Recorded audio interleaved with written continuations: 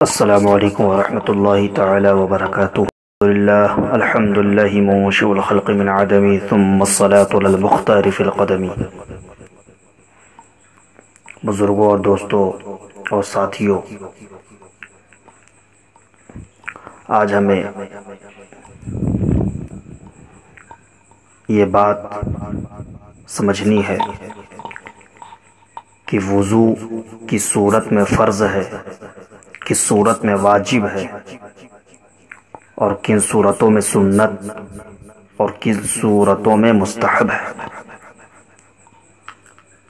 آئیے وضو کب فرض، کب واجب، کب سنت اور کب مستحب ہے، اس چیز کو وضاحت کے ساتھ سمجھتے ہیں۔ دیکھیے، بے وضو کو ہر قسم کی نماز جنازہ، سجدہ تلاوت اور قرآن مجید چھونے کے لیے، چاہے وہ ایک ہی آیت کیوں نہ ہو، وضو کرنا فرض ہے۔ ان صورتوں میں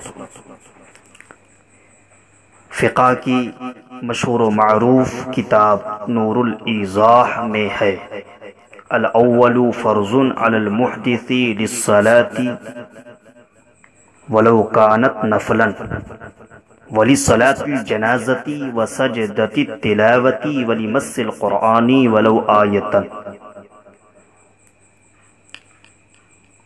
کہ وضو فرض ہے بے وضو پر۔ کس چیز کے لیے؟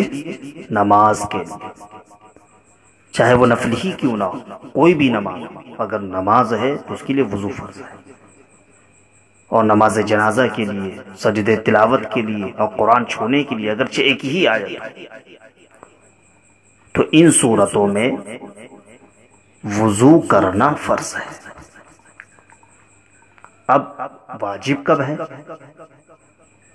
دیکھیے، کعبہ شریف کا طواف کرنے کے لیے وضو کرنا واجب ہے، جیسا کہ مراقی الفلاح میں ہے: القسم الثانی وضوء واجب وهو الوضوء للطواف بالکعبہ، کہ وضو کی دوسری قسم وہ وضوء واجب ہے۔ اور وضو واجب کب ہے؟ یہ کعبے کا طواف کرنے کے جو بھی طواف کرے گا اس پر وضو کرنا واجب ہے۔ تو یہ دوسری قسم ہے کہ وضو کب واجب؟ کعبے کا طواف کرنے کے۔ اب وضو کن صورتوں میں سنت ہے؟ غسل جنابت سے پہلے، یعنی کوئی کسی کو احتلام ہوا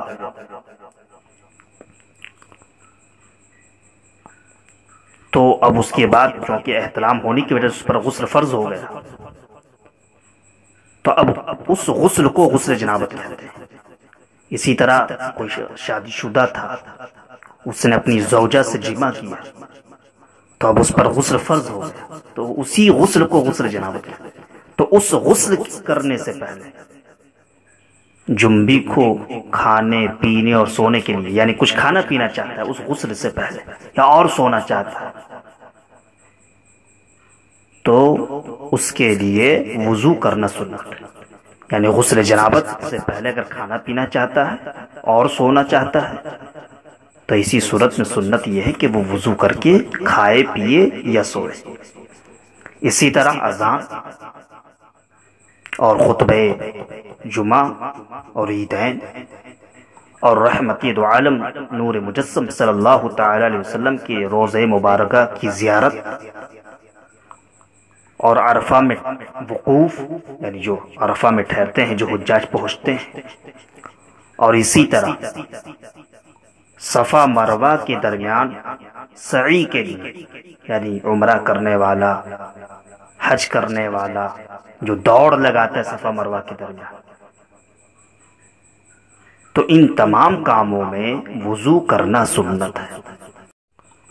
اور اسی طرح سونے کے بعد، سونے کے لیے، یعنی سو کر اٹھا پھر سونا چاہتا ہے اور میت کو نہلانے یا اٹھانے کے بعد، یعنی میت کو نہلا دیا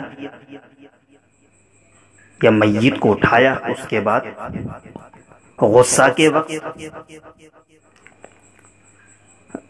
زبانی قرآن پڑھنے کے لیے،